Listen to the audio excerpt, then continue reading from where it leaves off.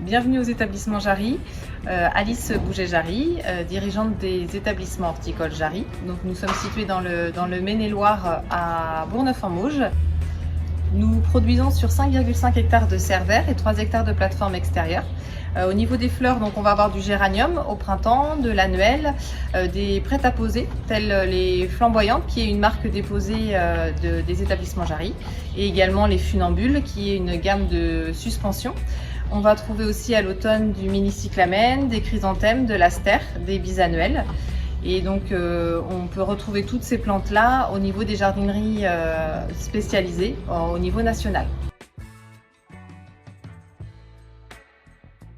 Nous sommes une entreprise familiale. À l'origine, c'était mon grand-père qui était jardinier de village. Mes parents et mon oncle ont repris l'entreprise par la suite pour se spécialiser essentiellement dans la fleur. Et j'ai repris l'entreprise avec ma sœur en 2012, qui est malheureusement décédée depuis. Nous employons 37 personnes tout au long de l'année et on peut monter à 50 en saison. Et toute notre production est arrosée avec un plan d'eau où on récupère toutes les eaux de toiture, les eaux de pluie et les eaux d'arrosage qui nous permettent d'être autonomes pour irriguer notre production.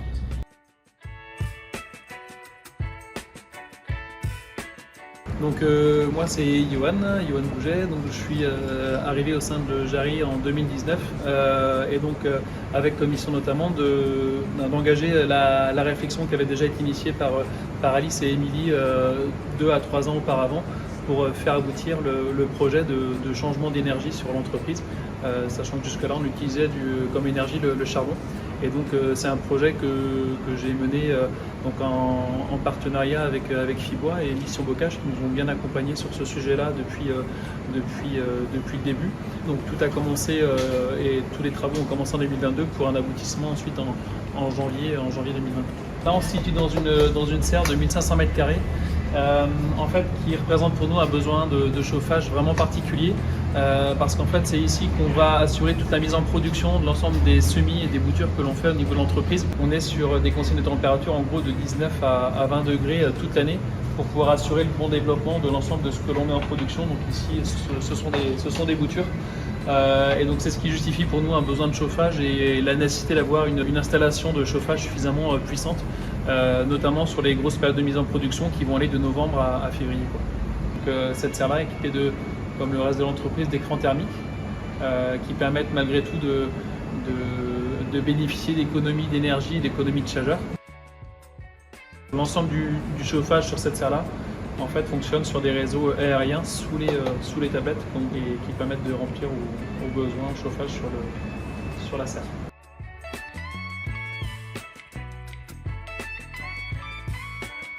Donc voilà, on se situe ici dans le bâtiment de la chaudière telle qu'elle a été installée.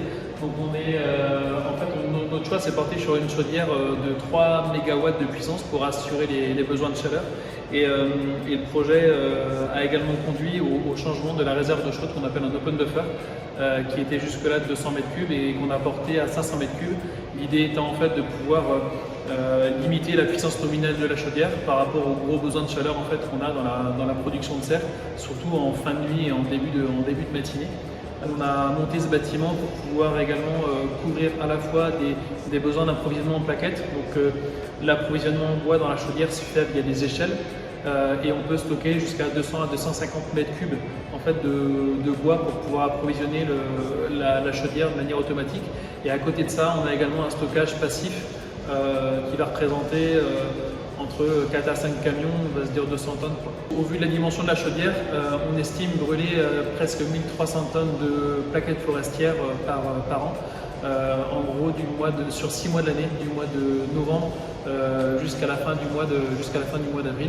L'idée, c'est au travers de ce choix de combustible-là, c'est de réduire pour nous jusqu'à 26 fois en fait, l'impact d'émissions carbone, équivalent carbone, par rapport à ce qu'on pouvait avoir jusque-là sur la partie chauffage avec le choix du charbon qu'on avait utilisé jusque-là.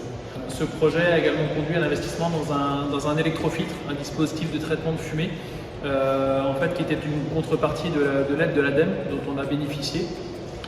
puisque le projet a bénéficié du fonds chaleur. Et donc cet électrofiltre nous permet de répondre aux exigences en fait, de l'ADEME sur les normes d'émissions de fumée, aussi bien en termes de NOx que de CO2.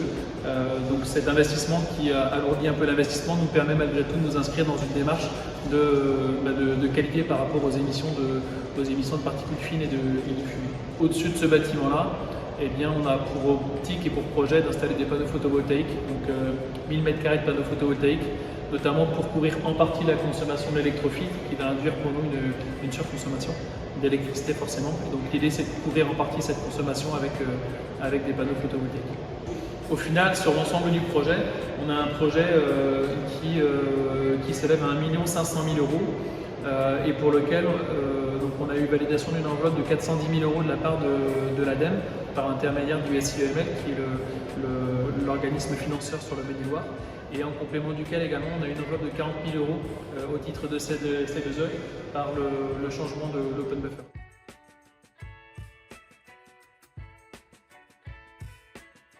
Donc au final, après 4 mois de mise en service de notre chaudière bois, on peut vraiment dire qu'on est satisfait du choix qu'on a fait après l'ensemble de ces années de réflexion. En fait, ce choix de chauffage-là nous permet aussi d'aboutir à des plans de qualité tels qu'on peut les voir ici. Et en conclusion, on peut vraiment considérer qu'on aime notre chaudière bois.